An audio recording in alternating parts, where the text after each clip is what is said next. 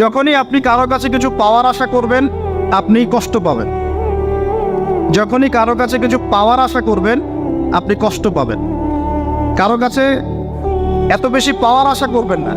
কার কাছে পাওয়ার আশা করবেন? আল্লাহর কাছে, যে আমি এই কাজটা করছি, আল্লাহ আমাকে পুরস্কার দিবে ইনশাআল্লাহ। আমি আত্মীয়তার সম্পর্ক বজায় রাখছি কেন? আল্লাহর কাছে রিজিকে বরকতের আশায়, আল্লাহর সন্তুষ্টির জন্য। মনে রাখবেন প্রিয় ভাইয়েরা, আমল কবুল হওয়ার শর্ত মোটামুটি তিনটা। কয়টা? 1 নাম্বার, আমলগুলো হতে হবে আল্লাহর সন্তুষ্টির জন্য। 1 2 নাম্বার, অন্য কারো পদ্ধতিতে নয়। 3 নাম্বার, আমলটা করার জন্যে আপনার রিজিকটা হতে হবে হালাল। হারাম রিজিকের আমল আল্লাহর কাছে কবুল হয় না। আল্লাহ পাক আমাদের সবাইকে হালাল রিজিকের ব্যবস্থা করে দিন এবং রিজিকটাকে প্রশস্ত করুন, আমিন। তো রিজিক লেখা হয়ে গেছে 2। 3 নাম্বার, লেখা হয়ে গেছে এ ব্যক্তি কি কি কাজ করবে দুনিয়ায়। এ ব্যক্তি দুনিয়ায় কি কি কাজ করবে সব লেখা হয়ে গেছে। এখন যদি একটা চোর বলে যে আল্লাহ পাক আমার তাকদিরে লিখেছিলেন যে আমি চুরি করব, তাই আমি চুরি করেছি।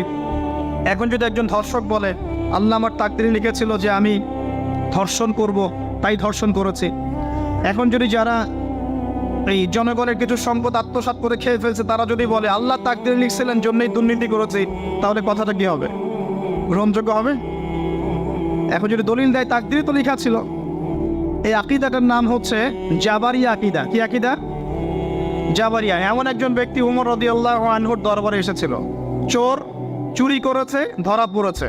উমর রাদিয়াল্লাহু আনহু বলেছেন হাত কেটে ফেলো। তখন সে বলছে যে আমার হাত তো কাটা যাবে না। কেন? আল্লাহ পাক তাকদিরে লিখেছেন আমি চুরি করব, তাই চুরি করেছি। তো উমর রাদিয়াল্লাহু আনহুর সামনে এই কথাটা বলেছে। আর উমর রাদিয়াল্লাহু আনহু কি বিচক্ষণ মানুষ ছিলেন না বোকাশোকা ছিলেন? বলেন, তার মতো শাসক পাওয়া যাবে? তার মতো আরো একজন শাসক আসবে ইনশাআল্লাহ পৃথিবীতে। তার নাম কি? নবী ঈসা আলাইহিস সালাম, ইনশাআল্লাহ তাআলা। এবং তার আগে আরো একজন ইমাম আসবেন। তার নাম কি? তার নাম হচ্ছে মুহাম্মদ। কি নাম? তার নাম মুহাম্মদ। তার উপাধি হচ্ছে মাহদি। তখন পৃথিবীতে যুদ্ধ বিগ্রহ ছড়িয়ে পড়বে, ব্যাপক আকারে মালহামা চলবে। তখন আসবেন। কাদের পক্ষে আসবেন? মুসলিমদের পক্ষে। কি উদ্দেশ্যে আসবেন? সারা বিশ্বে জুলুম তুলে ফেলার জন্য। এবং আরেকটা কি উদ্দেশ্য? ওই জেরুজালেম উদ্ধার করার জন্য। কোন জেরুজালেম? যেটা এখন ইহুদিরা দখল করে আছে। চারপাশে আরবরা, মাঝখানে ও কেমন করে দখল করে আছে? আরবদেরকে হাতের মুঠোয় নিয়ে নিয়েছে। এই কারণে মুনাফিকদের উপর টিকে আছে সে, এবং তার পশ্চিমা মিত্রদের উপর টিকে আছে। ঈসা আলাইহিস সালাম কেন আসবেন? এই জায়গাটা পুনরুদ্ধার করার জন্য।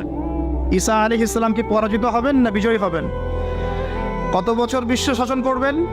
40 বছর। এগুলো হবে বিশ্বে, এগুলো হওয়া এখনো বাকি আছে। আরো কি হবে? মুসলিমরা কনস্টান্টিনোপল আবার জয় করবে।